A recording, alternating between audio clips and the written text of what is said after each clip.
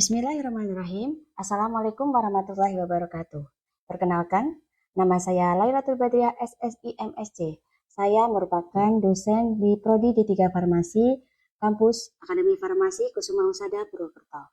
Berikut saya akan menampilkan video pernyataan diri dosen dalam rangka unjuk kerja Tridharma Perguruan Tinggi.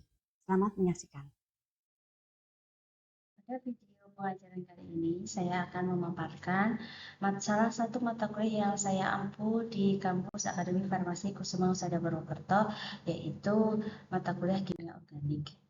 Susunan pemaparan yang pertama adalah identitas mata kuliah, kemampuan yang diharapkan atau CPMK, materi pembelajaran, metode pembelajaran, sistem penilaian mata kuliah, interaksi DGS dan mahasiswa, serta penjelasan bimbingan tugas akhir mahasiswa. Mata kuliah kimia organik ini memiliki kode mata kuliah FAR 2108 semester 2 SKS sebanyak 1, sifatnya wajib. Deskripsi mata kuliah kali ini adalah mempelajari pemahaman tentang dasar ilmu kimia organik, tata nama, dan sintesis senyawa sederhana berbasis senyawa organik dalam kaitannya dengan ilmu farmasi. Kemampuan yang diharapkan CPMK pada mata kuliah ini, yang pertama mampu memahami prinsip dasar kimia organik, mampu memahami unsur-unsur dan senyawa penyusun organik, mampu mengidentifikasi struktur kimia, sifat fisika dan kimia, mampu menjelaskan sintesis organik dasar dalam obat kefarmasian.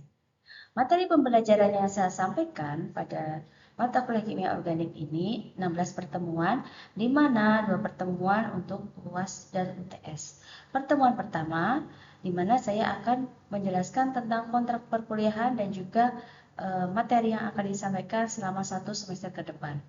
Materi pada pertemuan pertama adalah pengantar kimia organik dengan topik unsur organik dan anorganik hidrokarbon. Materi yang kedua alkana dengan tata nama dan sifat fisikokimia. Materi ketiga alkena, tata nama dan sifat fisikokimia. Keempat alkuna, tata nama dan sifat fisikokimia. Materi kelima isomer, tata nama dan jumlah isomer dari suatu senyawa. Materi keenam dan ketujuh gugus alkohol, aldehid, dan asam karboksilat. Topiknya tata nama, reaksi, dan aplikasi dalam kesehatan. Pada pertemuan ke-8 dilakukan suatu penilaian ujian tengah semester. Pertemuan ke-9 memasuki materi ether dan ester dengan topik tata nama, reaksi, dan aplikasi dalam kesehatan. Pertemuan ke-9, amida, amina, dan benzen, tata nama, reaksi, dan aplikasi dalam kesehatan. Pertemuan ke-11 adalah presentasi, di mana mahasiswa diberikan tema untuk presentasi mengenai topik aspirin, sintesis, dan reaksinya. Presentasi yang selanjutnya, iodoform, sintesis, dan reaksinya. Pertemuan selanjutnya masih dengan presentasi paracetamol, sintesis, dan reaksinya. Pada presentasi tersebut, mahasiswa mencari bahan dari berbagai sumber, kemudian setiap kelompok yang telah dibagi mempresentasikan dari hasil diskusi penyusunan dari kelompoknya masing-masing. Pertemuan ke-14 dan 15 ada presentasi di mana dengan topik pemanfaatan bahan obat alam sebagai obat. Kemudian pada pertemuan 16 adalah dilakukan ujian akhir semester. Metode pembelajaran yang saya gunakan menggunakan pendekatan Student Centered Learning atau SCL, di mana ceramah saya gunakan pada saat memberikan materi perkuliahan melalui PPT, kemudian diskusi pada saat di sela-sela perkuliahan ada tanya jawab dan juga latihan beberapa soal. Serta presentasi adalah pada beberapa pertemuan yang ada tugas presentasi kelompok. Sistem penilaian yang saya gunakan ada tugas mandiri, tugas kelompok, UTS, dan UAS. Di mana tugas mandiri ini nilainya 15%, tugas kelompok 25%, UTS 30%, dan UAS 30%, totalnya adalah 100%. Berikut cuplikan interaksi di dan mahasiswa yang saya terapkan di perkuliahan dan juga interaksi dengan mahasiswa pada bimbingan KTI. Semuanya. Assalamualaikum warahmatullahi wabarakatuh. Waalaikumsalam warahmatullahi wabarakatuh. Gimana kabarnya adik-adik semua? Alhamdulillah sehat dan baik ya. Baik, untuk pertemuan kimia organik ini adalah memasuki pertemuan kedua. Pertemuan pertama minggu lalu kita sudah mempelajari tentang kontrak perkuliahan dan juga pengantar kimia organik. Apa itu senyawa kimia organik, perbedaannya dengan kimia anorganik, dan juga unsur-unsur penyusun dari kimia organik. Nah, untuk pertemuan kedua tentang alkana, di mana di sini nanti kita akan belajar bagaimana tata nama penamaannya dari senyawa-senyawa alkana. Alkana merupakan senyawa hidrokarbon yang seluruh ikatannya tunggal atau jenuh. Semua senyawa alkana memiliki rumus umum CnH2n+2. Jadi alkana ini merupakan senyawa organik yang dia ikatannya tunggal. Kalau kita ingat bahwa rantai senyawa organik itu mengandung C, H, dan O, salah satunya itu. Untuk unsur C itu memiliki elektron valensi berapa? 4. Nah, di mana 4 itu dia membentuk suatu ikatan tunggal. Kalau ikatannya tunggal namanya senyawa alkana. Nah, atom C ini yang membentuk ikatan tunggal atau ikatan jenuh, maka contohnya di sini seperti di gambar, ini adalah 3 rantai C yang berhubungan satu dengan yang lainnya, di mana ikatannya dia tunggal. Ini 1, 1, 1. Jadi C itu memiliki 4 elektron valensi, yang satu mengikat H, jadi 3, yang satunya lagi dia mengikat C yang di sebelahnya. Dia tidak rangkap 2 maupun rangkap 3. Nah, ini contoh untuk rantai alkana yang tidak bercabang, di mana di sini ada 4 C. Jadi boleh menuliskan secara rinci unsur H-nya ada di kanan kiri atas atau ditulis langsung 3, 2, 1 itu boleh. Jadi ini adalah penulisan yang secara singkat. Kemudian untuk sifat-sifat dari atom C yang tidak jenuh, itu dia dapat membentuk ikatan rangkap 2 atau 3. Ini nanti pertemuan selanjutnya ya. Di sini nanti saya jelaskan tadi, di sini ikatan rangkap 1, kalau ada 3 berarti dia bukan alkana, ataupun yang ikatan rangkap 2 dia bukan alkana. Nah, untuk rantai deret alkana itu ada banyak sekali, ya ada 1 sampai 10. Jadi di pertemuan kemarin kita sudah memberikan tugas, sudah dikumpulkan ya di e-learning ya. Jadi tugasnya itu sebagian besar sudah benar, dan itu adalah digunakan kalian untuk acuan untuk menulis tata nama. Jadi kalau hafal itu bagus, kalau tidak hafal dibuka lagi catatannya itu bisa. Nah, di sini CH4 itu adalah metana, C2H6 itu etana, dan C3H8 itu propana. Nah, ini adalah deretnya. Kalau C1 metana, etana, propana, butana sampai butana. Di mana di sini C1, C2, C3, C4, C5, 6, 7, 8, 9, dan 10. Jadi kalau kita lihat di sini, di situ C10H22, C9H20 itu hanya dari mana sih? Dari rumus awal tadi CnH2n+2. Di situ kita bisa menentukan, tidak perlu menulis yang sepanjang sepanjang seperti ini. C10 hanya ada berapa ya? Jadi cukup aja masukkan rumus molekul tadi CnH2n+2. Kemudian untuk dalam suatu tata nama ada yang namanya cabang. Cabangnya kalau 1 CH3 itu metil, kalau C3H2 etil, kalau 3 propil dan seterusnya, sampai yang dalam bentuk 4 seperti ini adalah tersial butil. Nah, dalam penamaan rantai alkana, yang pertama itu adalah dicari rantai yang tidak bercabang. Yang tidak bercabang di sini kebetulan adalah lurus, tidak ada cabangnya. Jumlahnya C-nya berapa? 1, 2, 3, 4. Ada berapa C-nya? Kalau 4 itu berarti dia butana. Kalau dia tidak bercabang, lurus, maka diberi awalan N atau normal. Maka N-butana. Yang kedua aturannya adalah jika rantai karbon bercabang, maka yang pertama ditentukan rantai utama yang terpanjang. Kalau kita lihat dari sini, 1, 2, 3, 4, 5. Ini ada 5C. Kalau kita buat beloknya seperti ini berapa? 1, 2, 3, 4, 5, 6. Ada berapa? Nah, berarti yang terpanjang yang lurus atau yang lurus ke bawah? Lurus ke bawah. Berarti untuk rantai utamanya itu ada di sebelah sini. Ya.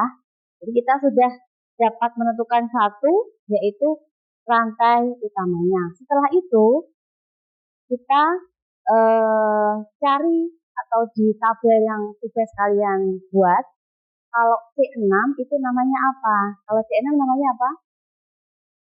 Heksana. Kalau sudah tahu rantai terpanjangnya ada 6, ternyata dia ada namanya apa ini yang di ujung ini? Cabang. Kalau cabang 1 namanya apa? Metil. Berarti kita sudah ada rantai utama dan ada cabangnya, maka kita tentukan penomerannya. Penomeran untuk rantai induk dimulai dari ujung terdekat cabang. Kalau kita lihat di sini, kalau dari bawah ketemu cabang, dia nomor berapa itu? Nomor 3. Kalau dari sebelah kanan, berarti dia ketemu cabang nomor berapa? 4. Jadi kita memilihnya 3 atau 4 yang paling dekat. Nomor 3. Berarti kalau gitu, maka penamaannya menjadi apa? 3-metil heksana. Jadi sudah paham ya bagaimana penamaannya? Urutannya adalah rantai terpanjang, kemudian cabangnya. Jadi dibuka dari catatannya, panjangnya 6 atau 7 atau 8 atau berapa, dan cabangnya itu dia 1, 2 atau 3 atau jenis apapun. Yang selanjutnya adalah urutan penulisan nama hidrokarbon. Kalau dia cabangnya itu lebih dari 1.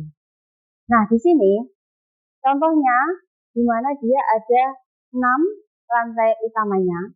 Kemudian cabangnya ada di nomor 2, 3, dan 4. Nomor 2 dan 3 masing-masing dia metil. Nomor 4 itu apa? Etil. Nah, jadi penamaannya ini dimulai dari urut abjad, yaitu dari 4 etil, 2, 3 dimetil heksana. Bukan 2, 3 dimetil, 4 etil heksana. Jadi diurutkan abjad meskipun cabangnya itu nomor terkecilnya adalah nomor 2 dulu. Gitu ya. Kemudian ini ada contoh penentuan posisi yang salah. Jadi yang pertama, kenapa di sini salah? Harusnya yang benar bagaimana ini? Cabangnya ini ada di nomor berapa? Nomor 3. Jadi di situ salah karena apa? Nomor 4 itu jauh dari cabang. Ya, jadi harus yang paling dekat, maka dia nomor 3. Nah, ini nama yang di bawah ini adalah 2, 3 dimetil heksana. Kalau cabangnya 2 maka di, kalau cabangnya 3 maka dia tri, kalau 4 tetra, 5 penta, 6 heksa, 7 heksa, 8 okta, dan 9 nona. Ya, nona. Nah, ini adalah contoh lain. Ada suatu senyawa yang dia memiliki cabang 2. Sama nomornya ada di C nomor 2, maka 2,2 dimetil heksana. Itu ya, bukan 2 dimetil heksana, tapi kalau dia 2 kali berarti ya ditulis 2,2 gitu ya. Kemudian di sini 4 etil 2 metil heksana yang bawah, bukan 2 metil 4 etil heksana. Jadi kita lihat di sini bahwa yang paling panjang di sini adalah heksana atau dia 7. Kemudian penomorannya di sini adalah 1 dari kiri. Cabang pertama metil ada di nomor 2. Kalau yang etil nomor berapa? 4. Penamaannya tadi harus berdasarkan apa? Huruf abjad. Etil itu huruf abjad yang pertama E. Metil itu adalah M. Kalau dari urutan abjad, E sama M duluan mana? E, maka dia ditulisnya adalah 4 etil baru 2 metil heptana. Gitu ya.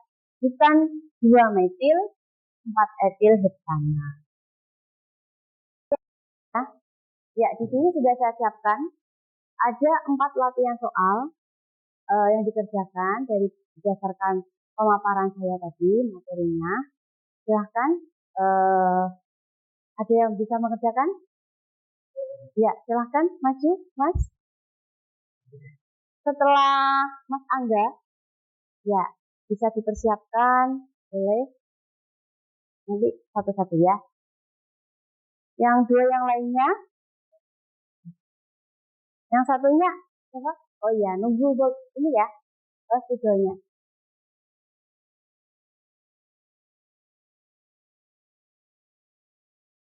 Ya, terima kasih. Yang selanjutnya.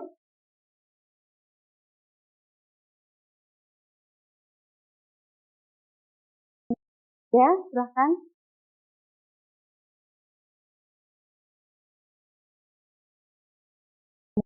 Nomor 4.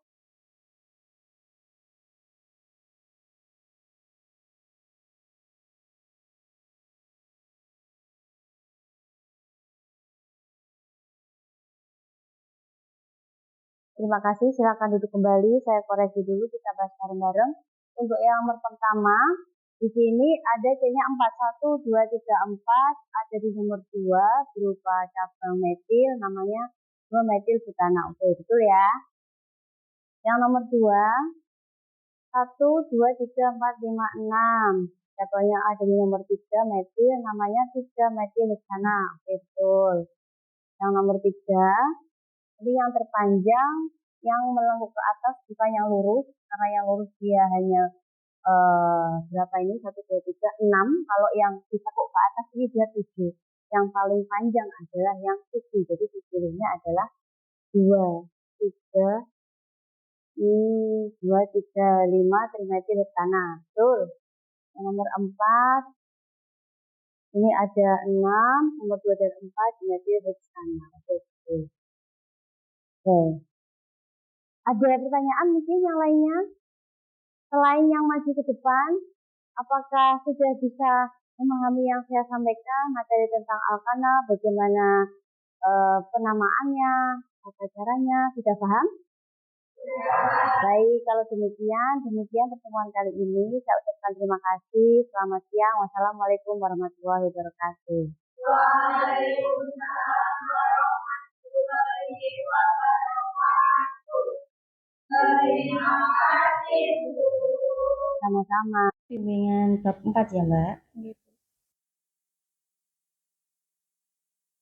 Bab 3 ini sudah ada beberapa yang dirubah. Di prosedurnya, ini kan belum dirubah nih. Yang di bab 3. Bab 3 ini kan belum dirubah ya, volumenya. Kan saat berjalan penelitian, ini kan volume aquadisnya berubah kan kemarin? Jadi 50. Nah, berarti ini ditulis, ini kan masih 75. Ditulisnya 50 mili, ini diganti semuanya. Volumenya berapa?